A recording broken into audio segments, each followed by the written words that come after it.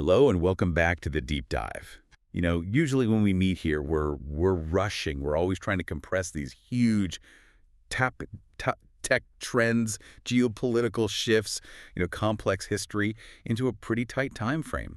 But today, we're doing the exact opposite. So if you're listening to this on your commute, or maybe while you're washing the dishes, or just sitting in a quiet room, I want you to physically unclench your jaw, let your shoulders drop. Because today, we are slowing everything right down. We're creating a little bit of a sanctuary here on Fluent Mindcast. That's right. And it feels a bit rebellious, doesn't it? Yeah. To actually slow down. In a world that's always demanding speed and, immediate fluency, we're hitting the brakes. It really does. It feels necessary. We're looking at this whole stack of research, linguistic notes, and psychological studies that all point to one incredibly beautiful, kind of counterintuitive concept, the power of simple English. This isn't a grammar lesson. Not at all. This is a listening guide for anyone who has ever felt that English is just too fast or too difficult or just too exhausting. And I think that word exhausting, that is so key. We have this stack of sources here, and one of the common threads across all the listener feedback and the learning data is this feeling of performance anxiety. This idea that if you don't use big, complex words, you aren't smart. But the data, it suggests the opposite, doesn't it? Completely, yeah. There's a concept in communication theory. It's called processing fluency. And basically, the easier it is for someone to understand you, the more they actually trust you and the more they like you. Using complex vocabulary, it actually creates a barrier. So our mission today is to just strip away the slang, ignore the technical jargon, and really focus on the bedrock expressions that connect human beings. I want to acknowledge the elephant in the room right at the start, though. Yeah. It is so normal for English to feel intimidating. It's normal to feel your heart rate go up when you have to speak. If you feel that you are not failing, you're learning. Exactly. And here's how we're going to structure this deep dive. We're going to move through the life cycle of a conversation. We'll introduce one concept at a time. We'll explain the psychology behind it, why it works. And then, and this part is crucial, we are going to give you space. Right. We aren't just going to talk at you. Right. We want you to treat this like a simulation. Yeah. When we talk about a phrase, if you can, try saying it out loud. Or if you're on a train, just say it in your head. But let the rhythm land. We're keeping the pace deliberately slow so your brain can actually catch up. So take a deep breath. Let's drop the tension. And let's begin with the most fundamental part of human interaction. Section 1. The power of simple greetings. It seems so basic, doesn't it? Yeah. I almost feel silly even bringing it up. Hello.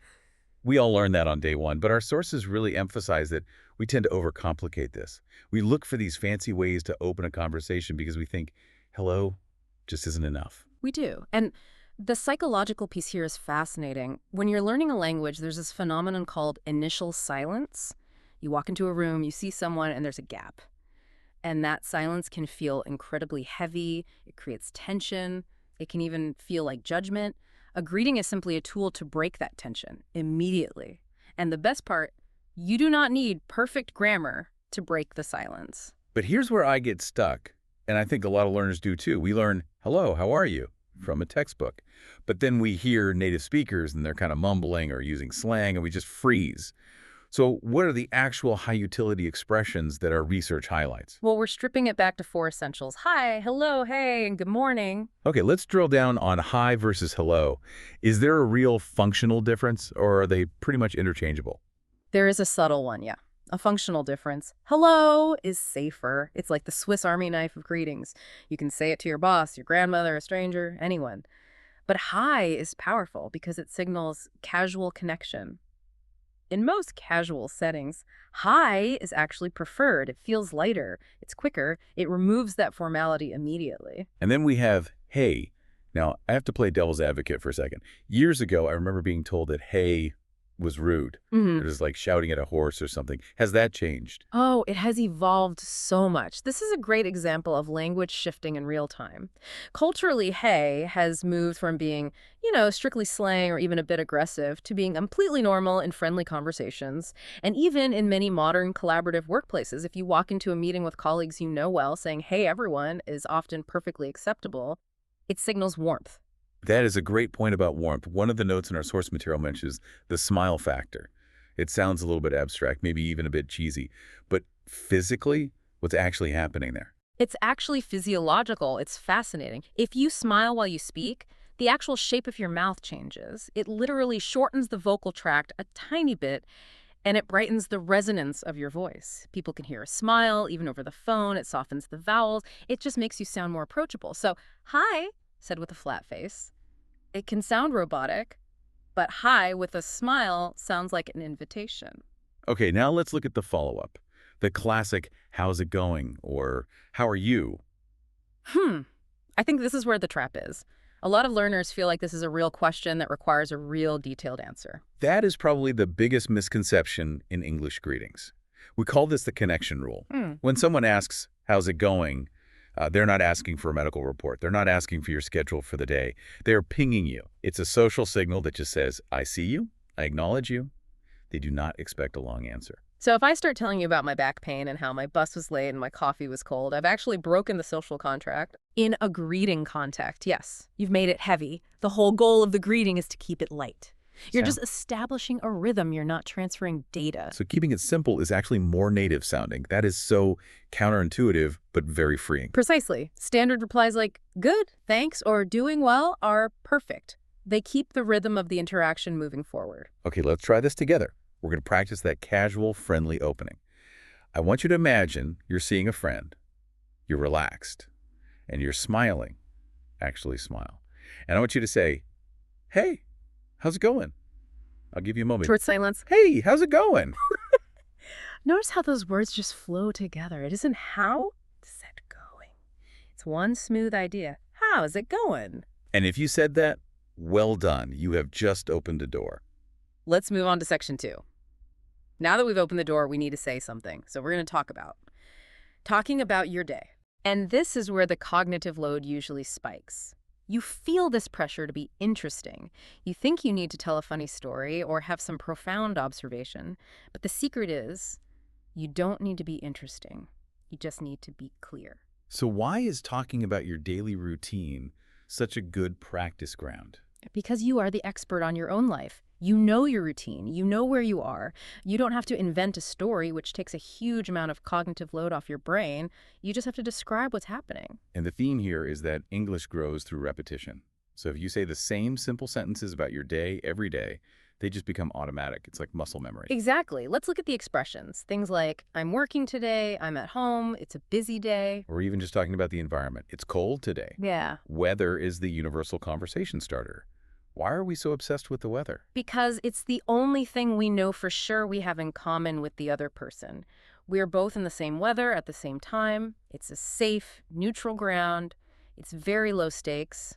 And notice the structure of those sentences. They're short. I'm working today. Yeah. Subject, verb, time, done. There's a cultural note here that is really liberating for learners. Native speakers rarely explain their full day unless they're asked. Yes, this is the short sentence norm. If someone asks what you're doing and you say, I'm working today, that is a polite, complete answer. You don't need to say, well, I'm working on a very important report for my boss and it is due at 5 p.m. Unless they ask, oh, what are you working on? The short version is better. It respects the other person's time. That is a huge relief. It really takes the pressure off. But what if we do want to add a little bit of flavor? Not facts, but feeling. Then you connect feelings to the routine. I feel tired or I feel relaxed. That brings an emotional utility to the language. And when you connect a feeling to the routine, it helps the memory stick. It's a busy day and I feel tired. It's simple, but it's very communicative. It makes you human. Let's practice one of these. Imagine you're in the middle of your routine.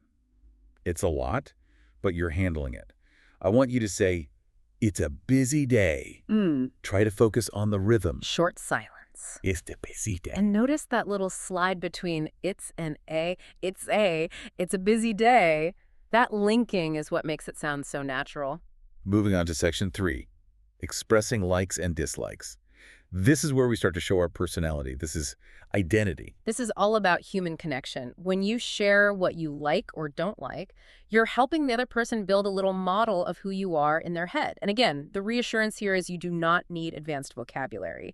You don't need to be a poet to say what you enjoy. Right. You don't need to say, I have a profound appreciation for caffeinated beverages. Please don't say that. You'll sound like a literal textbook from 1950. Just say, I like coffee. Exactly. I like coffee. I don't like waking up early. I love music. Or I prefer tea. Okay. Let's stop on the word love. This is a major cultural stumbling block. In some languages, love is a very heavy, serious word. It's reserved for deep romance or family. If you use it for a sandwich, people might look at you strangely. But in English. Oh, we use it for everything. I love pizza. I love that show. I love your shoes. I love this deep dive. Exactly. We use it casually, constantly. It just means high enthusiasm. So don't be afraid to use love for small things. It makes you sound enthusiastic and positive. Now, here's a nuance that I think confuses people. I don't mind. Oh, this is a crucial one. I don't mind. A lot of learners think this has a negative meaning because of the don't. Like it means I don't care. Is it rude? Not at all. I don't mind actually means I'm okay with this. It signals flexibility. So if someone asks, is it okay if we sit outside? And you say, I don't mind, you're saying, that's fine with me. I'm agreeable. Okay. It's the opposite of being difficult. So it's a very chill, easygoing phrase. It's almost the definition of being laid back. And then there's I prefer. I prefer tea. I prefer is a wonderful tool. It's polite, but it's also firm.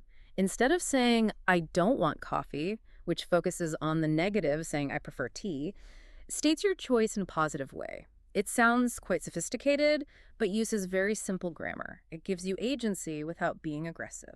Let's practice that I don't mind phrase. It's so useful for making plans. Imagine someone asks if you want to walk instead of drive. You're easygoing. You can just say, I don't mind. Short silence. I don't mind. Right. It just signals you're flexible. And flexibility is a great trait in conversation. Speaking of conversation, let's go to section 4. Asking simple questions. I think for me, whenever I'm learning a new language, asking questions is scary. Because if I ask a question, I'm inviting someone else to speak at me, and I might not understand the answer. That fear is very real. It's the fear of losing control of the conversation. But let's flip the perspective on that. When you ask a question, you're actually taking the pressure off yourself. If you ask a question, the other person has to do the work of talking. You get a little break to just listen and think. That's a great strategy. So questions are actually a defensive tactic to buy yourself some brain space. Absolutely, and they make you liked. People love talking about themselves, so what are the key expressions here? Things like, what's this? Where are you from? What do you do? These are the classics. Where are you from? Opens up so much conversation. It invites a story. And what do you do is the standard way to ask about someone's work or their study. I want to ask about the structure, though. In textbook, you read, are you okay? But in reality, walking down the street, I just hear, you okay? That's informal shortening. Native speakers are lazy or efficient, depending on how you look at it. We often drop the auxiliary verb, the are or is, at the start of a question if the context is clear. You okay? You ready? You hungry? And is it safe for a learner to do that? In casual settings, absolutely, yes. It immediately makes you sound less stiff. It makes you sound like you're comfortable in the language. What about the fear of looking stupid? Asking, what's this? Implies I don't know something. Curiosity is not stupidity. Asking, what's this, just shows you're engaged. It shows you want to learn. And here's a vital tip, repetition. It is totally okay to repeat a question if you didn't hear the answer. Sorry, where do you say you were from? Is perfectly acceptable. You don't only get one chance. Let's try that one. It's the ultimate travel question. I want you to ask it to the air, but imagine a new friend is standing there. Where are you from? And notice your intonation. It usually goes down slightly at the end for these information questions. Where are you from? Short silence. Where are you from? Excellent. You're inviting a story from someone else. Okay, so what happens when someone asks us something? Section 5 is all about calm and natural responses. This is really about addressing the anxiety of that response phase. The goal here is just to reduce the panic. You do not need to be long, you do not need to be fast, and you certainly don't need to be perfect. You just need to acknowledge the receipt of the message. I love that phrasing, receipt of the message. It's like a read receipt on a text. So what are our tools? Things like, okay, that's fine, sounds good. And my favorite, let me think. Let's decode. Sounds good. We use this constantly. Do you want to meet at 10? Sounds good. Right. It doesn't mean the idea literally makes a noise. It just means I agree or that's a good plan. It's much friendlier than just saying yes. Yes can sound a bit military. Sounds good is cooperative. And then the lifesaver phrase. Let me think. This is the most underused phrase by learners. Why do you think that is? Because learners think they aren't allowed to pause. They think silence is failure.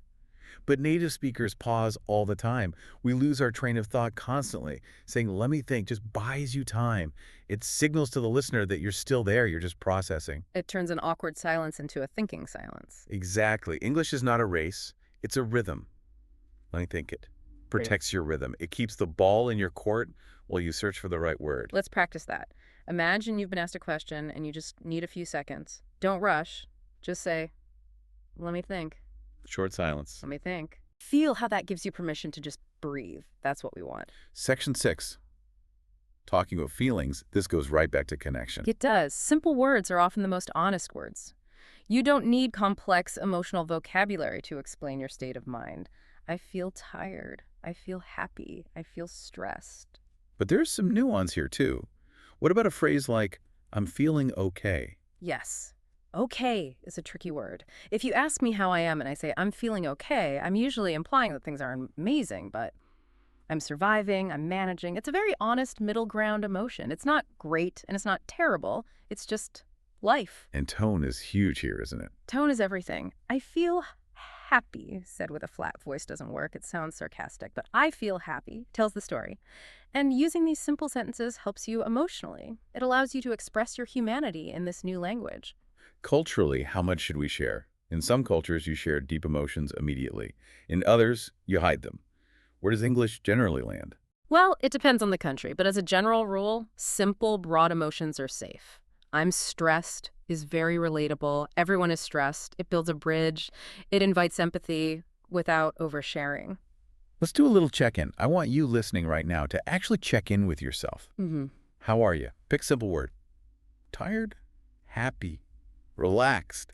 And say it out loud, starting with, I feel. Short silence. I feel. Whatever you said, that is valid, and being able to say it in English is a victory. Moving on to Section 7. Making polite requests.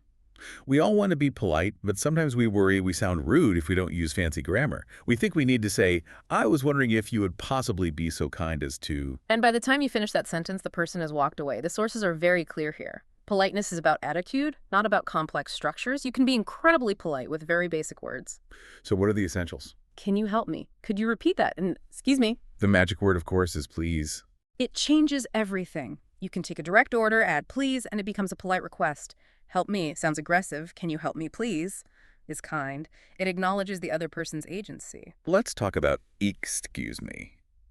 That is the real Swiss Army knife of phrases. It really is. You bump into someone, excuse me. You need to get past someone on a crowded train. Excuse me. You want to ask a stranger a question? You start with, excuse me. Eek. It gets attention politely. It signals respect. And native speakers value that tone of respect much more than whether you use the perfect conditional verb tense. What about can versus could? Like, can you help me versus could you help me? Could is technically slightly more polite, feels a little softer, but honestly, can is perfectly acceptable 99% of the time if you use a nice tone. Don't stress about the difference. Let's practice asking for help. It's a situation we all face when we're traveling or just learning. You're in a store or maybe you're lost on a street. You need assistance. Say, can you help me, please? Short silence. Could you help me, please? See how that please just softens the whole sentence. Section 8, talking about plans. The future. This is the grammar monster for so many people. The future tense often scares learners because they think they need to know will or going to or all these complex structures they start trying to conjugate in their heads. But there is a hack. Tell us the hack. It's the present continuous hack. English speakers very, very often use the present tense form to talk about the future. Like, I'm working tomorrow. Exactly. Grammatically, I am working looks like it's happening right now. But by adding tomorrow, it becomes the future. I'm going out later. I'm meeting a friend. This is so common that I don't even think about it. If you ask me, what are you doing this weekend? I would probably say, I'm staying home. I wouldn't say, I will stay home. I will stay home actually sounds a bit robotic. Or maybe like a solemn vow you're making, I shall stay home. Right. It sounds very dramatic. The present continuous, I am staying home, sounds casual and definite. It implies a plan is already made, and it saves you from having to do mental gymnastics with all those future grammar rules. It really simplifies your thinking process. Let's practice this one. You have plans for later. Yeah. You're going out. Simple. Say, I'm going out later. Short silence. I'm going out later. And just like that, you spoke about the future with zero stress. Section 9, natural reactions. This is all about being a good listener. I feel like this is the secret sauce of fluency. It is. Reactions are the grease that keeps the wheels of conversation turning. They're these small words that show emotion and understanding. Really? Oh, nice.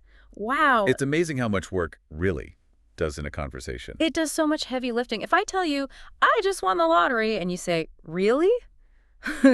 You are expressing surprise, delight, and asking for confirmation all in one word. And you don't need to form a full sentence in response. No. In fact, a full sentence sometimes breaks the flow. If I tell a quick story, I don't want you to stop me to give a speech. I just want to, wow, or a nice to show where you're with me.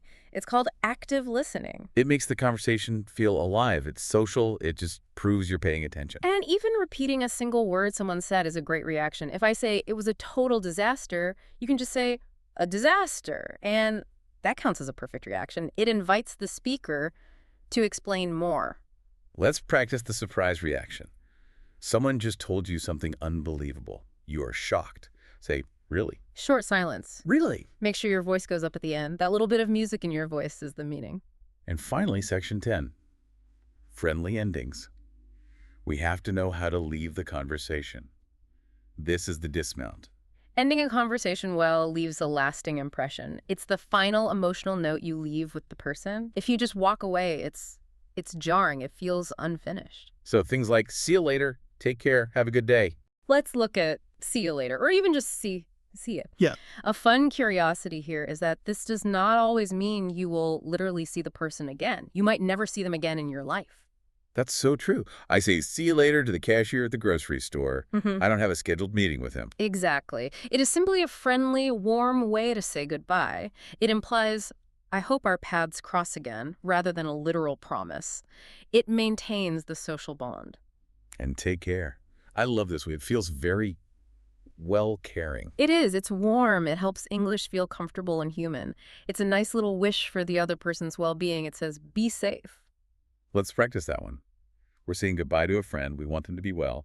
Say, take care. Short silence. A perfect way to close a moment. And that brings us to the end of our list. Let's just take a moment to recap what we've done here. We've walked through the entire life cycle of a conversation, from the first hi to the final take care, using only simple, accessible English. The journey here is about realizing that using simple English is not a step backward. It's a powerful step toward feeling natural and confident. And if you felt strange saying some of these out loud, or if you felt like you weren't doing it perfectly, I just want to remind you that feeling is completely normal. The brain needs time. Hearing and using simple English many, many times helps the brain build that confidence naturally. It shouldn't be stressful. It shouldn't feel forced. It's just like muscle memory. The more you do it, the less you have to think about it. I want to encourage you to notice which expressions from today felt the most useful for your own life. Maybe it was, I don't mind. Or maybe it was, let me think. Just take one or two of those and try to use them today or tomorrow. Just one or two. You don't have to master the whole list immediately. And please remember, you can always return to this deep dive. Treat it like a warm cup of tea. If you're ever feeling stressed about your English, come back here, hit play, and just breathe through these simple phrases with us again. We're here to support that process. Thank you so much for spending your time with us here on Fluent Mindcast. We really hope this has been a safe, calm, and welcoming space for you to practice. It has been a pleasure guiding you. Remember, simple is strong. Take care, everyone. See you later.